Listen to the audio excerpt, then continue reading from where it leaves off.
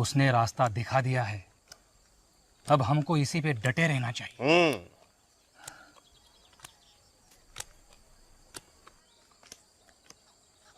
भैया ये जरा आदमी देखना, अपने गांव का तो नहीं लगता। अपने गांव में तो पहली बार देखा है, मुसाफिर लगता है। इधर ही आ रहे हैं।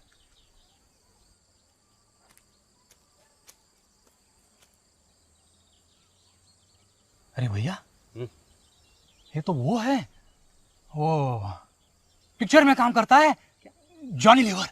जॉनी लीवर क्या बात करता है बद्री, अरे वो यहाँ क्यों आने लगा? वही है भैया, वही है।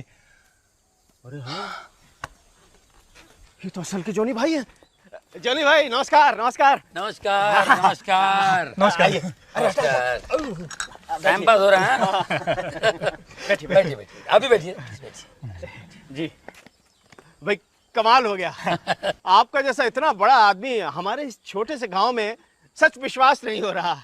अरे विश्वास का ही तो खेल है सब कुछ। मैंने आपके गांव की बहुत तारीफ सुनी, मुझे भी विश्वास नहीं हो रहा था। मैंने सोचा खुद ही चल कर देखता हूँ। आ गया। लेकिन क्या बात?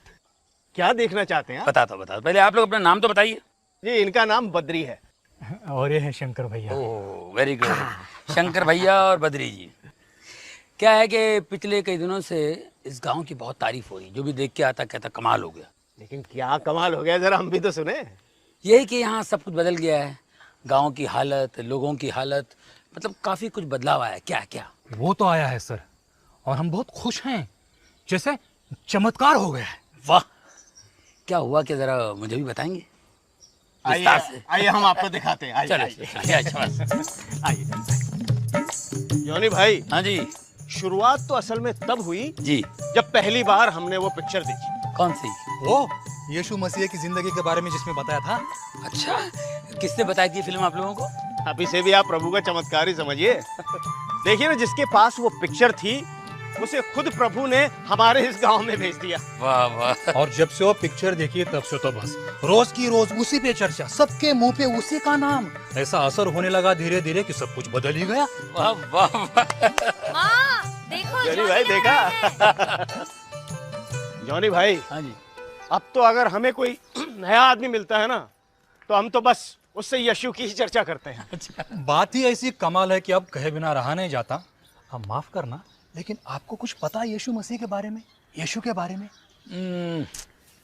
आप बताओ। अब उनके बारे में जितनी चर्चा करो उतनी ही कम है। सच्चाई तो ये है जॉनी भाई कि उन्हें खुद इस दुनिया में परमात्मा ने भेजा था। परमेश्वर के बेटे ही तो थे वो। और क्या, तभी तो एक आम आदमी की तरह रहे, दुख और तकलीफें सही, गरीबों और कमजोरों की मदद की। प्रेम का पाठ पढ़ाया सबको, इस दुनिया के खातिर अपने आप को कुर्बान कर डाला ताकि हम सबको मुक्ति मिल जाए। हम यही सोचते रहे कि उनके बताए गए रास्ते पर हम चले तो वाकई भला होना चाहिए, और फिर वही होने लगा। सब कुछ बदलने लगा, खुशियां ही खुशियां आने लगी गांव में। ऐसा कुछ होने लगा कि बस। यानी कि आपको लगता है कि यीशु मसीह के रास्ते पर चलने से ही ये सब कुछ हुआ है? बिल्कुल जॉनी भाई, इसमें कोई शक ही नहीं रहा। शक का सवाल ही नहीं पैदा होता। सच्चाई तो सिर्फ सच्चाई होती है, इस पे शक करने वाला नादानी होगा, और क्या। क्या बात कही है, वाह वाह।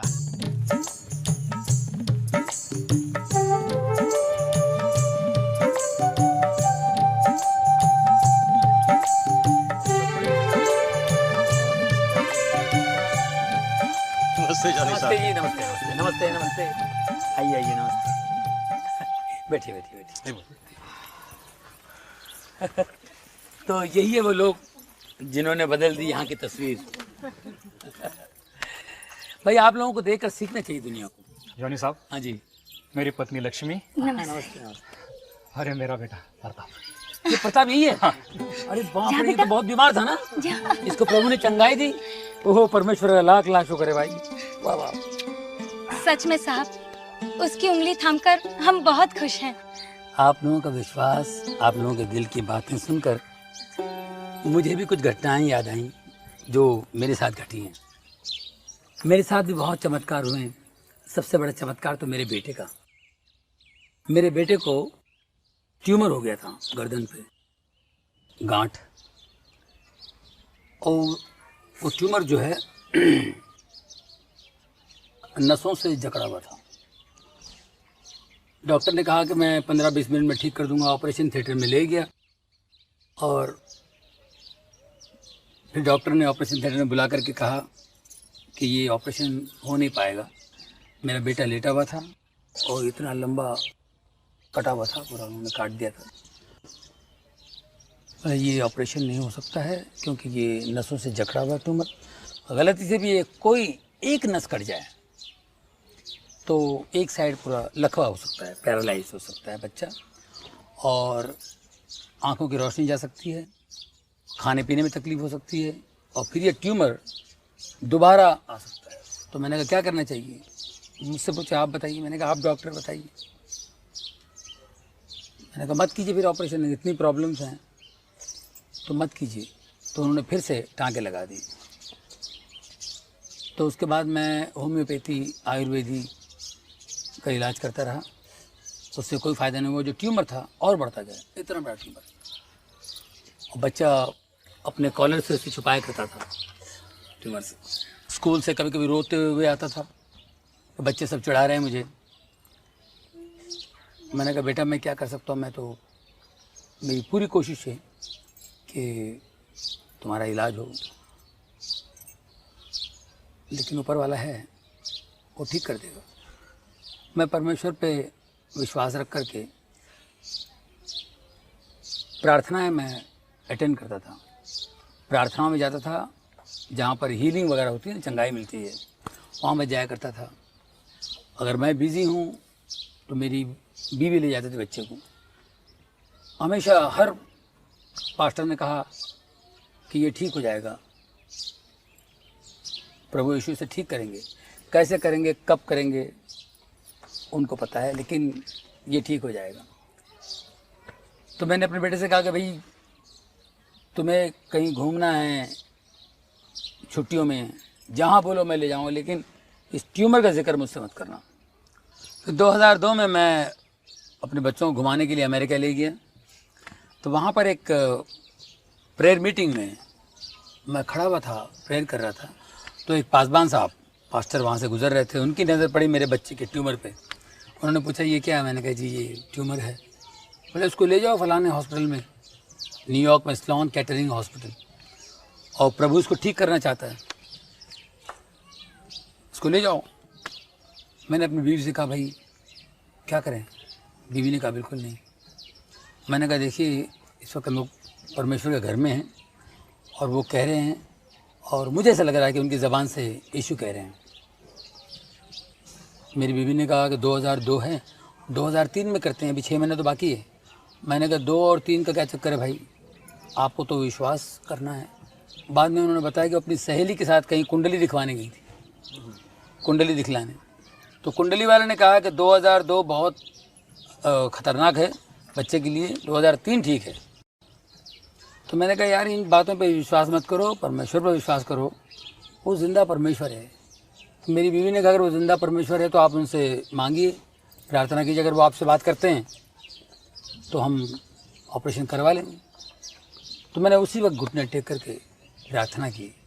मैंने कहा यीशु मुझे बताओ, मुझे कुछ समझ नहीं आया, मैं ऑपरेशन करूँ या नहीं करूँ। तो मुझे आवाज़ आई कि बेटा ऑपरेशन कर, मैं तेरे साथ हूँ, डर मत। ये आवाज़ मैंने सुनी। मैंने बीवी से कहा कि मुझे ऐसी आवाज़ आई, प्रभु तो कह रहा है करो ऑपरेशन। बोले ठीक है। फिर हम लोग ऑपरेशन के लिए गए। बहुत अच्छा सा डॉक्टर हमें मिला वहाँ पे।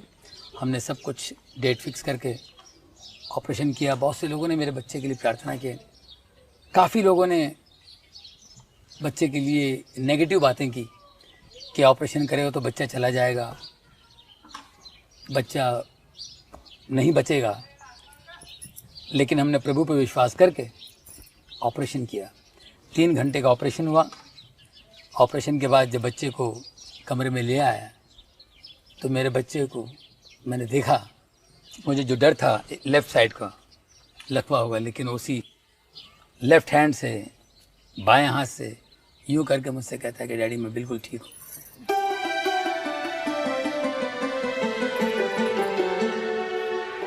उसे ज़रा भी तकलीफ नहीं, बिल्कुल ठीक हुआ। सब लोगों ने कहा यह असंभव है, लेकिन असंभव को संभव करने वाला परमेश्वर, परमेश्वर का पुत्र यीशु है। कमाल है जॉनी भाई, आपकी ये दर्द भरी बातें सुनकर मेरा तो यीशु में विश्वास और भी बढ़ गया है। जॉनी भाई और भी बताइए, आप कह रहे थे ऐसी कई घटनाएं घटी हैं आपके साथ। कई घटनाएं घटी, पर हम लोग भूल जाते हैं। वो हमेशा भलाई करता है, हम लोग नज़रअंदाज करते हैं। मेरे बेटे के साथ ये अद्भुत चमत्कार हो जाने के बाद मैंने सोचा मेरे अंदर जितनी भी गलतियां हैं, गंदगी है, उसको बाहर फेंक दूँ। सबसे पहले मैंने शराब छोड़ दी, जो कि मैं बहुत पिया करता था। सिगरेट छोड़ दी, जुआ खेलता था, जुआ छोड़ दी, देर रात दोस्तों के साथ बैठता था, वो छोड़ दी मैंने। और फिर मैंने सोचा कि मैं गली गली गांव गांव जाऊंगा और यीशु के चमत्कार कामों का वर्णन करूंगा, सबको बताऊंगा, उनकी बढ़ाई करूंगा, ताकि वो बढ़े, हम घटें। सही बात है साहब, आपकी तरह और कितने ही लोग बदले होंगे। हम तो खुद ही पूरी तरह बदल गए हैं और तय कर लिया है हमने, यीशु ने जो कहा है उसी के हिसाब से जिएंगे। वाह। लेकिन साहब, गांव में अभी भी काफी सारे लोग हैं जो यीशु के बारे में और जानना चाहते हैं, लेकिन हम लोग उन्हें कैसे बताएं? हम तो अभी सीख रहे, जान रहे। बस इतना ही मालूम है कि जो भी है सच है और वो दूसरों तक पहुंचाना है। नहीं तो ऐसे हो जाएगा कि सामने खजाना है और किसी की मदद ही नहीं हो पा रही। ऐसा खजाना तो बेकार ही है ना साहब। देखिए, आप लोगों के पास जो विद्या है, जो इल्म है, ये लोगों में बांटना चाहिए। लोगों की भलाई के लिए, बेहतरी के लिए इसका इस्तेमाल होना चाहिए। आपको क्या बताएं जॉनी भाई, हमारे पास के गांव वालों को जब पता चला कि हमारे गांव में इस तरह के परिवर्तन हो रहे हैं, तो वो लोग हमारे गांव में आए और ये पता करने कि वो कैसे परिवर्तन हो रहे हैं, किस तरह से हम लोग ये सब कर रहे हैं। उन्होंने ये जाना और अपने गांव में उसी तरह के बदलाव लाने की कोशिश की। वाह वाह। बार बार आकर हमसे पूछते रहते हैं, और कोई नई बात हुई, और कोई नई चीज़ आपने सीखी। और मजे की बात यह है कि वही लोग हैं जिनसे हमारी एक जमाने में दुश्मनी थी। हाँ। आज इतना प्रेम है कि क्या बताएं। ये तो प्रभु का चमत्कार है। मैं तो कहता हूँ उनके दिखाए रास्ते पर चलेंगे, ऐसे कमाल तो होना ही है। सच जॉनी भाई, हम तो सब जब भी मिल बैठते हैं तो यीशु की ही चर्चा करते हैं, उनके करिश्मों की बात करते हैं। हम तो केवल एक ही बात जानते हैं कि ज़्यादा से ज़्यादा लोग यीशु के बारे में जानें और अपने जीवन को बदलने की कोशिश करें, बेहतर बनाएं।